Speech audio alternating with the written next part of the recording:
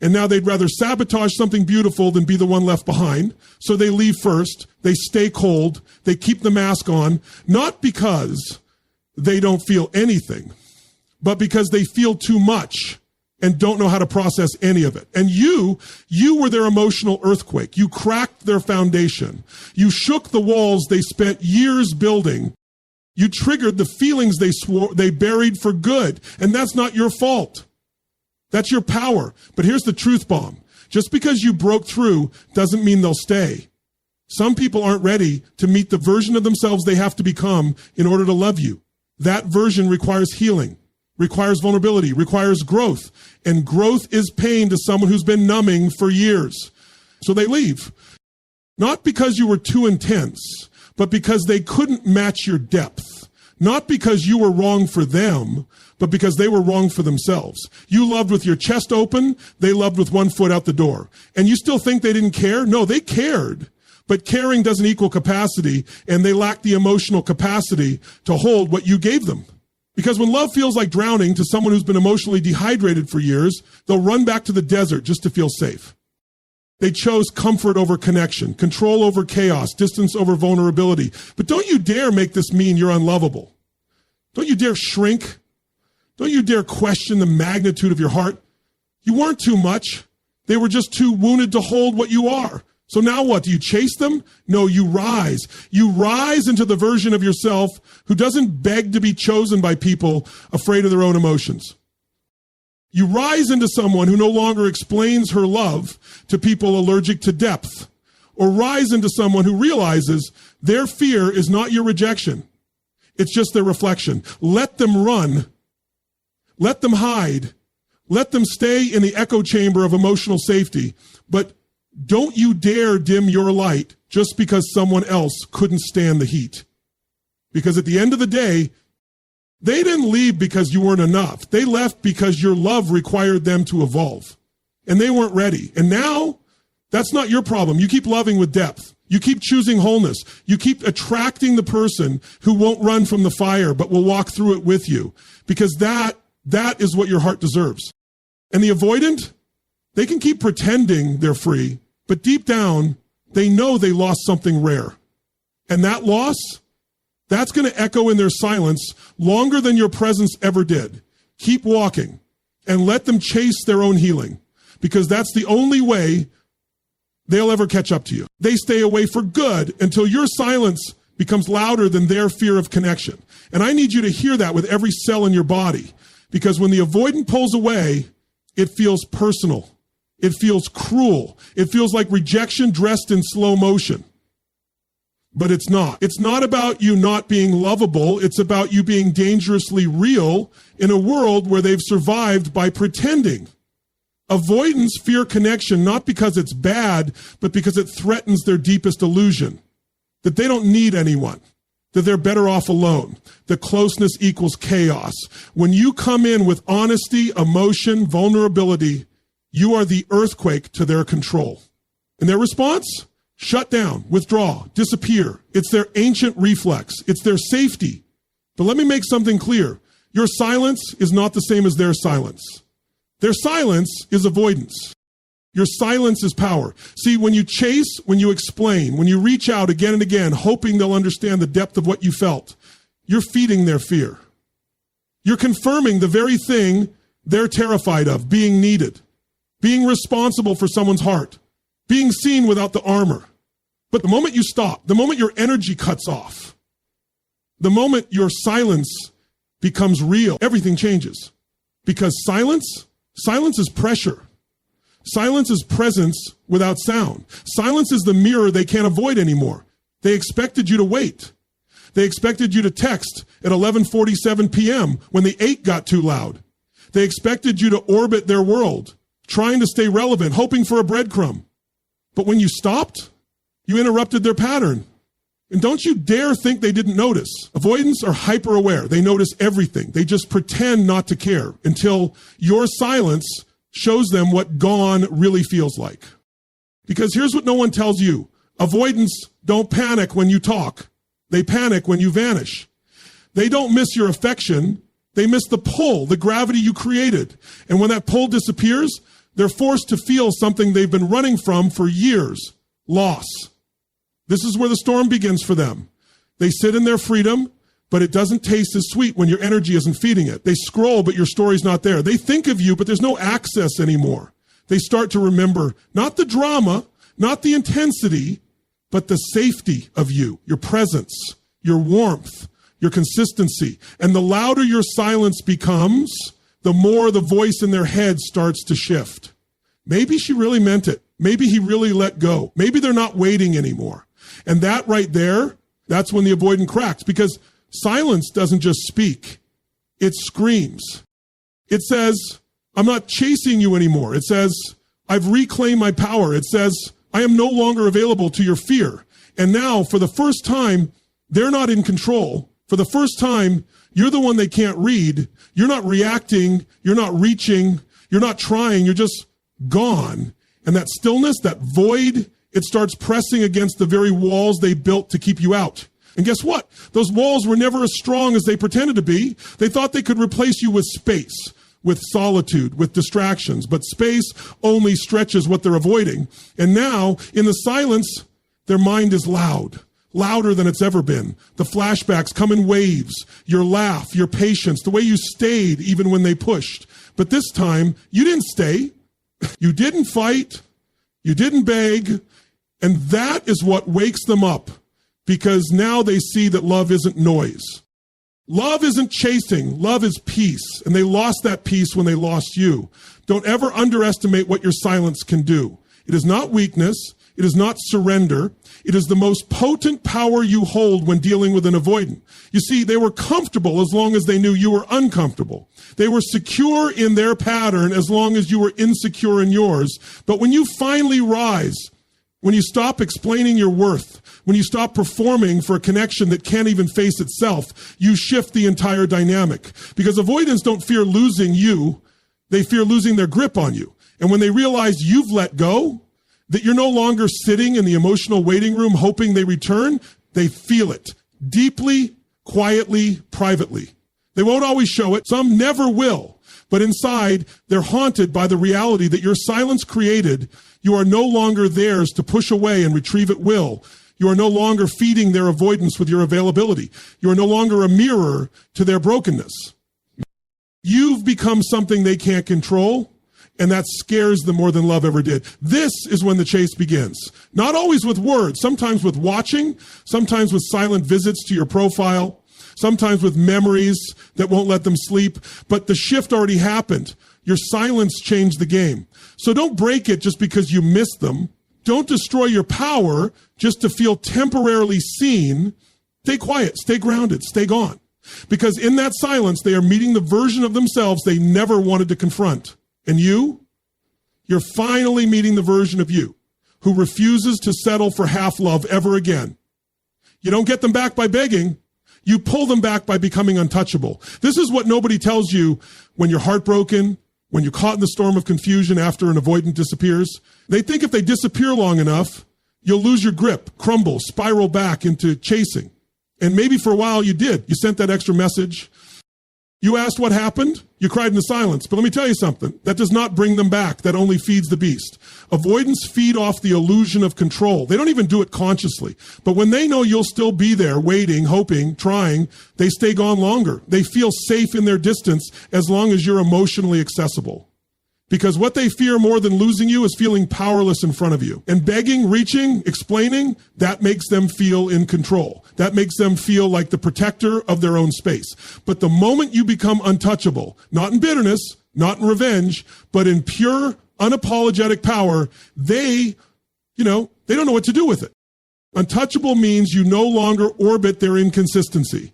Untouchable means they can't read you anymore. Untouchable means you've walked off the battlefield, not because you lost, because you realized they were never the prize. And when that realization hits you, when you feel it in your bones, that's when your entire energy shifts. They can feel it. Your silence turns into presence. Your absence turns into weight. You used to be soft toward them. Now you're solid toward yourself. And that makes you magnetic. Not because you're trying to get them back, but because you become something they can't predict anymore. You become the person they never imagined you could be without them. Whole. Begging says, you have power over me. Being untouchable says, I have reclaimed every ounce of it. Let them sit in their assumptions. Let them believe you'll always be the one who comes back. That's fine. But while they're living in the comfort of that old fantasy, you're building a new identity, one they don't recognize, one they never truly deserved access to. Because the truth is, when you were soft, you weren't weak. You were available. You were generous. But they mistook your loyalty for dependence. They mistook your heart for a weakness. And that was their mistake, not yours. Because now you've turned the page. You're not standing by the emotional door anymore, waiting for them to knock. You're not writing scripts in your head of how they'll return and how you'll fix it all. You're not performing for their attention. You're detached. And not the fake kind, the real kind. The kind where their name doesn't send a surge of adrenaline through your veins. The kind where their silence no longer dictates your day. That kind of detachment, that kind of untouchable energy, it shakes them. Quietly, but it shakes them. Avoidants come back when the dynamic no longer feels safe for them, and that safety was you always being there. The minute you become unavailable, unknowable, unbothered, their fear of intimacy gets replaced with something even scarier, irrelevance. They don't want to connect. But they need to feel like they still matter. So when you stop orbiting their avoidance, it hits different. Now they start questioning, why hasn't she reached out? Why isn't he checking in? Who is she talking to now? Is he forgetting me? That storm of anxiety that you used to feel, they're feeling it now because people don't appreciate what they can't lose. And for the first time, they feel what it's like to actually lose you. And don't get it twisted. Being untouchable doesn't mean being cruel. It doesn't mean posting thirst traps to get their attention or pretending you don't care when you do. It means you don't need them to validate your worth anymore. It means you've stopped auditioning for someone who didn't even read the script. It means you've upgraded your standard from available to the wrong person to completely inaccessible to anything that doesn't feel like peace. Do you understand how rare that is? How rare it is to be someone who doesn't react out of insecurity, but responds from grounded clarity? That's power. That's real emotional power. And once you taste it, once you see how people respond to the version of you that no longer needs to be chosen, you'll never chase again. Not because you're bitter, but because you finally know who you are. So while they're still hiding from themselves, while they're still convincing themselves they don't need love, you're out here evolving, thriving, transforming, not for them, for you. Because the true plot twist is this. When they finally come back, you're not even waiting anymore. They'll knock on the same emotional door. But the version of you who used to live there has moved on. That's how you pull them back. You don't chase. You don't explain. Ooh, don't fight for clarity from someone who runs from it. You become the person they never thought you'd become. Unreachable, untouchable, unforgettable. And if they do come back, it's not because your begging wore them down. It's because your silence woke them up. It's because your transformation broke their delusion. It's because you stopped needing them to feel like yourself. And once they feel that shift, once they feel you finally stopped fighting for them, they'll start fighting with themselves. They'll realize too late that they weren't just avoiding commitment. They were avoiding someone who was already showing up with everything they said they wanted. But now you're gone. And the only way back is through the fire they spent their life avoiding. And that's not your journey to lead. That's theirs. Because you don't get them back by begging. You pull them back by becoming the one they can never get close to again without earning it. You want to know the truth? The avoidant doesn't come back for the one who waits. The avoidant comes back for the one who stopped caring. That's when it hits them. That's when the illusion shatters. Because while you were crying into pillows, scrolling through old messages, trying to decode their silence like it held some kind of answer. They were comfortable. They were convinced you'd still be there, that you'd still respond, that you'd still feel something every time their name showed up. You were predictable, accessible, emotionally available, even when they were emotionally absent. But when you stop caring, really stop caring, you become a mirror they can't stand to look into, because suddenly all their detachment, all their control, it doesn't work on you anymore. They lost the audience to their disappearing act. And what's a performance when no one's watching? What's the power of pulling away when no one is reaching? Let me say this loud. Avoidants are not activated by your love. They're activated by your indifference. When you care, they retreat. When you stop caring, they panic because now the game they played so confidently has no opponent, no chaser, no one waiting with open arms just in case they change. And the space they once used to avoid connection, it turns into a prison. You were the emotion. You were the presence. You were the warmth. They didn't admit it. They never will. But you filled their cold world with something they couldn't generate on their own. Emotional gravity. And when that's gone, they feel the void. They'll pretend they don't. They'll scroll through their feed, repost memes about being better off alone. They'll dive into distractions, work, gym, new flings, silence. Whatever keeps them from feeling the truth, but it's coming for them because you were the one who cared. And now you don't. And that shift, that unmistakable shift in your energy, it is felt even across the silence, even if they never say a word, even if they're halfway across the planet. They feel it in their chest. They feel it when they wake up and don't check their phone for your name. They feel it when your stories stop aiming at them. When your messages stop, when your energy evaporates like you were never there, that's when they realize you're really gone. And here's where the twist happens. They don't come back when you're loyal to your pain. They come back when you become loyal to your peace. Because now you've moved on. Now you've accepted what is. You're not hoping anymore. You're not looking over your shoulder. You're not replaying the what ifs. You're free. And that is terrifying for them because you were the safe one. You were the one who didn't give up. You were the one who held space even when they shut down. But now you don't even think about them the same. And that kind of emotional shift, that kind of inner transformation, it doesn't scream. It doesn't make announcements. It just moves quietly, silently, powerfully. And when they feel it, when they feel the weight of you no longer reaching, they start questioning everything they told themselves. I thought she was obsessed. I thought he needed me. I thought they'd never move on. But now you're posting different, smiling different, living different. Not for show, not for revenge, but because you actually feel different. You let go. And in letting go, you became unreachable. And the avoidant, they hate when you become unreachable because now they realize that they're not the one who let go. You are. And that stings because avoidants don't fear loneliness. They fear irrelevance. As long as they mattered, even in your suffering, they felt safe. As long as they were the wound, they were still part of your story. But now they're not. They're not even in the background. They've been written out of the narrative. You stopped checking for signs, stopped reading between the lines, stopped waiting for closure from someone who doesn't even give it to themselves. And this is what burns them. Not your tears, not your words, not your pain, your peace because you found peace without them. And that kind of peace, that can't be faked. That's the kind of peace you earn through fire, through growth, through deciding that your life will move forward with or without them. They thought you'd always be the one stuck in the loop, the one hanging on to the past. But now you're not even angry. You're not even bitter. You're just done. And when the avoidant feels that, when they feel you've stopped caring, not out of spite, but out of genuine healing, that's when they come back. That's when they try. That's when they start watching, liking, calling, texting. But the game's over because the version of you they come back for doesn't live here anymore. So don't wait. Don't chase.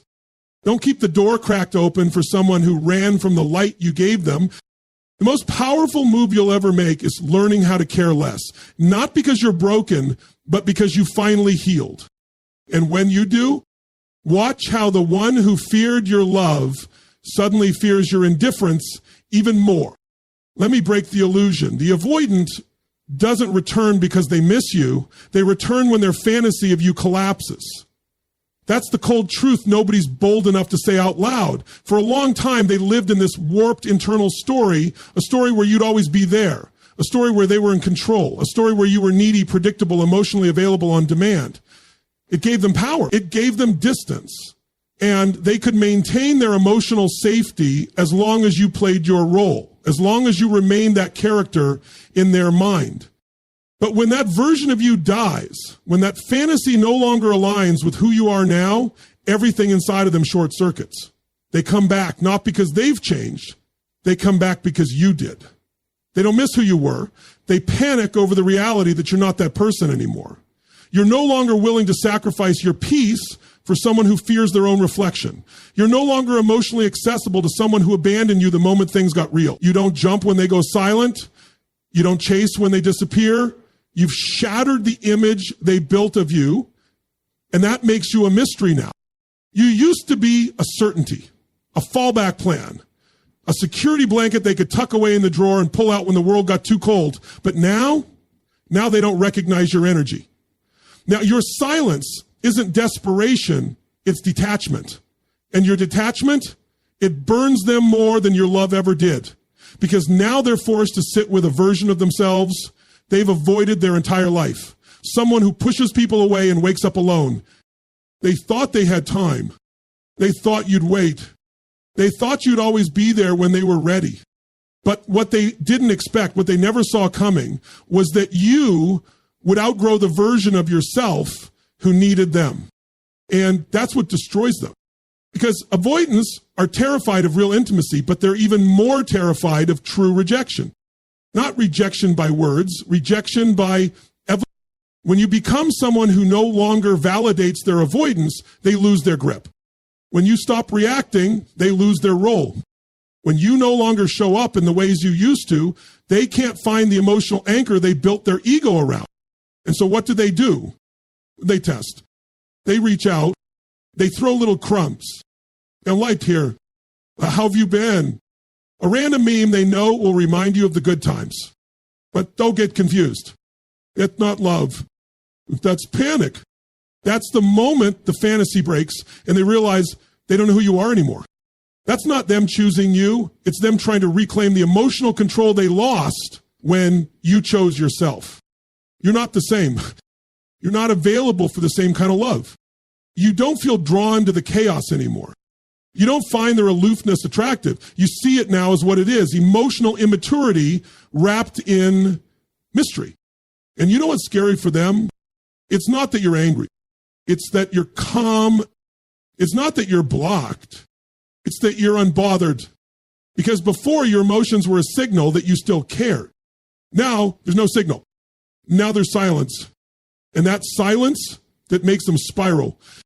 Because this time, they can't be sure. They can't be sure you take them back. They can't be sure you still feel something. They can't even be sure you think about them at all. They underestimated your growth. They thought you were just reacting. They didn't think you'd actually evolve, but you did. And now the version of you they were okay letting go isn't the version that exists anymore. They left someone who was still figuring themselves out. They'll come back to someone they no longer have access to.